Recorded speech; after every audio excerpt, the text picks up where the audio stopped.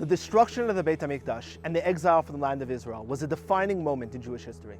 The Book of Yachaska paints a vivid picture of this tragic story. The elders of the Jewish people who had witnessed the destruction of the Beit HaMikdash and had their land stolen from them turned to the Navi Yachaska. "We are no longer God's chosen people," they cried. "We are no longer the Jewish people. It's over."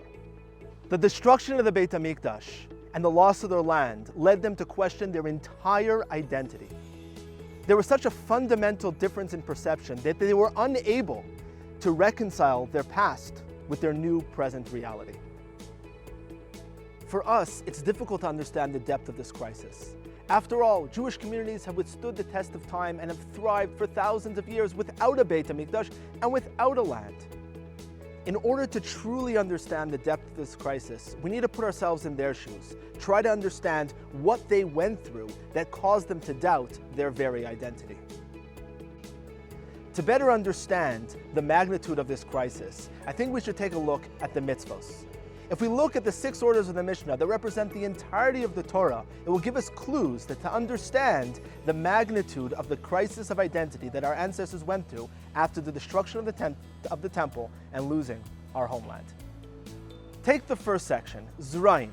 Except for one Masechet Brachot, that talks about the tefillas and brachot on a daily basis, the entire section is focused on the agricultural laws in the land of Israel. Imagine an entire 1/6 of our Torah is deemed irrelevant when we left our homeland.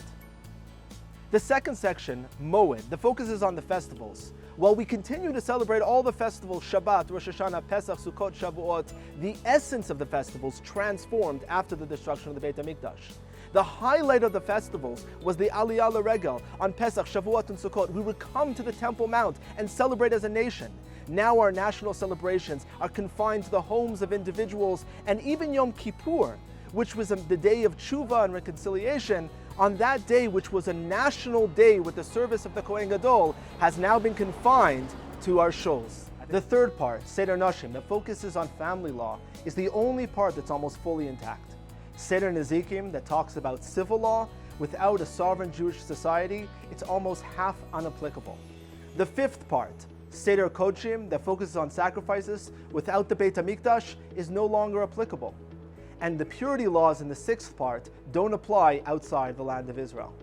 With a rough calculation, only about 1/3 of our Torah remains relevant after the destruction of the temple and our exile from the land of Israel. Consider that close to 70% of our Torah was lost at the destruction. The entire existence of our ancestor, who lived in a land, nation-based society with the focus on the sanctity of the temple, was taken from them at the time of their destruction. It's understandable then that the elders, when they approached Yechezkel, felt like everything was lost. Who are we without our land, without our temple, without 70% of our Torah? Here's the remarkable part. We persevered. Even during our long history in exile, we clung to that hope and memory of our original identity. And with just a fraction of the Torah, we rebuilt our communities and we flourished and thrived even through persecution and turmoil. As we rebuild the Jewish society in Israel today, we're reclaiming our identity and restoring the Torah piece by piece. This is a challenging and lengthy process. Identities don't change overnight, they evolve over time. It's a journey that's going to be filled with joy, anticipation, and hope. But it requires us to understand who we are as we rebuild our identity and restore our Torah.